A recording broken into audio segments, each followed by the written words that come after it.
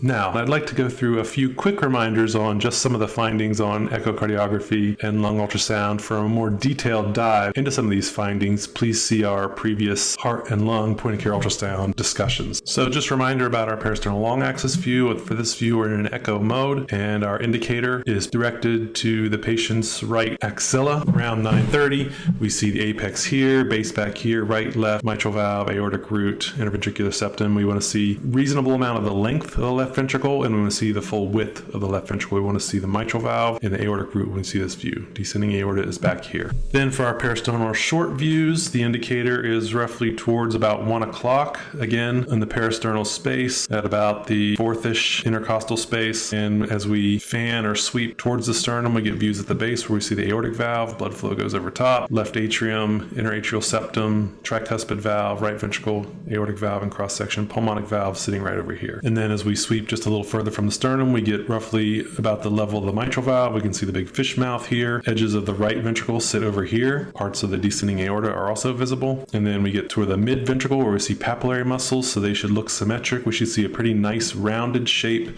to the left ventricle. We see a little edge of the right ventricle up here. Pericardium is visible back here. We see no fluid. And then just down towards the apex, we just see a smaller edge of the left ventricle, and the right ventricle is almost gone or barely visible at this point. And then our apical four-chamber view, the probe is placed at roughly the 6th intercostal space in the anterior axillary line. The indicator is at about 2:30, and the beam is directed towards the patient's right scapula. And if we're doing this correctly, again, indicators over here, we see the interventricular septum straight up and down. Left is over here, so left ventricle, left atrium, right ventricle, right atrium. The right ventricle is a nice triangle compared to the bullet-shaped left ventricle. Tricuspid valve sits a little closer to the apex compared to the mitral valve, and sometimes we can see the moderator band coursing through the kind of distal third of the right ventricle. And then our last view is our subcostal or subxiphoid view. Indicator is directed towards about 3 o'clock. We get under that sternum, our hand is on top of the probe.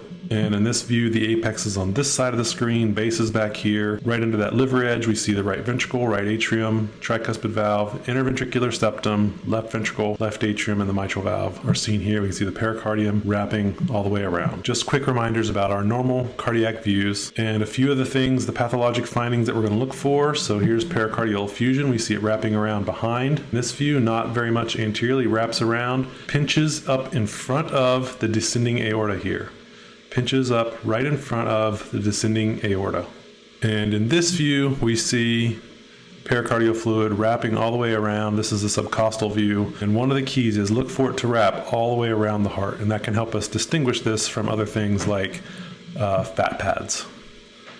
Here's some signs of obvious left ventricular failure where we just have poor pump, where we just see terrible squeeze in the left ventricles on both of these patients. This is a subcostal view. Again, low volume change or low area change in that left ventricle during systole. Same thing here in this apical four-chamber view. We see very minimal change in the left ventricular area during systole. Right ventricular dilation, this is one of the other things we're going to look for. In this peristernal long axis view, one, we have to make sure we are obtaining a proper view where we see the mitral and the aortic valve in this view, and we see most of the width of the left ventricle that's possible, and this right ventricle looks dilated. If we're off axis, we'll artificially make this right ventricle look large. But if we can see both the aortic and mitral valves, then that's a check that we are slicing through the heart properly.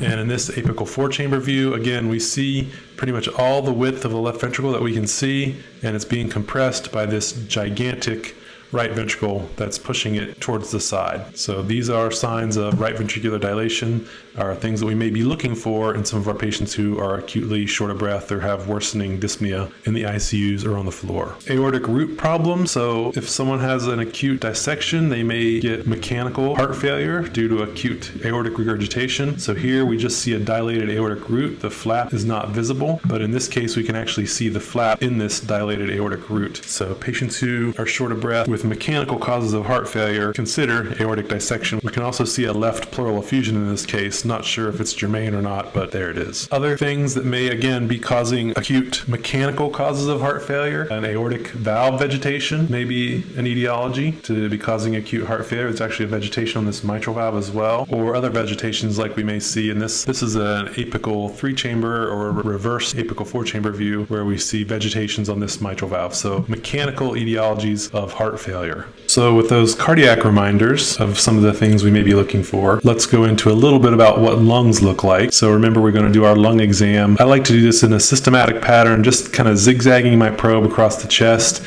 indicator always towards the head and covering as much of the chest wall as I can from the anterior, the lateral, and then in some cases, not all cases, but in some cases, the posterior fields as well. So we start here. We work our way down in kind of a zigzag fashion, moving slowly enough that we can observe what's going on and always staying perpendicular so that we see rib shadows and lung sliding. Same thing here. I like to start at the base so that I can identify the diaphragm and look for pleural collections immediately, and then work my way up into the axilla. And then on the back, same thing. I like to start at the base, again, looking for pleural collections and then work my way up. And what we normally should see, the rib edges up here, underneath the ribs is the pleural line, and we should see that sliding. And when things are normal, we may see A lines, which is just a representation of aerated lungs, and rib shadows off to the side. So rib shadows and lung sliding are always part of what we want to see when we're evaluating the lungs and assure ourselves that we're actually looking into lung tissue. And that should look pretty much the same no matter where you go. Rib shadows and lung sliding right underneath the ribs. We see it here, a little bit of lung pulse, lung sliding, rib shadows, and we can see A lines, but you don't have to see those. When we come to the sides, we want to increase our depth a little bit to evaluate this area. Indicator is towards the head here. We're about the mid-axillary line, right across from the xiphoid. We want to see the edge of the diaphragm. We want to see the spine. And when it's normal, it should stop at the diaphragm. And if things in the lung are normal, we shouldn't see much else above the diaphragm. Those are the things that we want to look for in the normal anatomy and landmarks we want to look for in the lungs. We're going to work our way up, look for these normal findings. And then if we see an absence of sliding, then that may be a pneumothorax. And this is what we'll see. This is a normal side where we see lung sliding. This is with a linear probe. And over here, we see a lack of sliding. So this may be a finding in a patient with pneumothorax. It may look a little different with a lower frequency probe, but we can use our normal side as comparison. We see lung sliding over here, and it is absent on this side. So that is highlighted for you. When we come to the bases, we may see pleural fluid collections. So these are going to sit above the diaphragm, and we may see the spine sign peeking in underneath.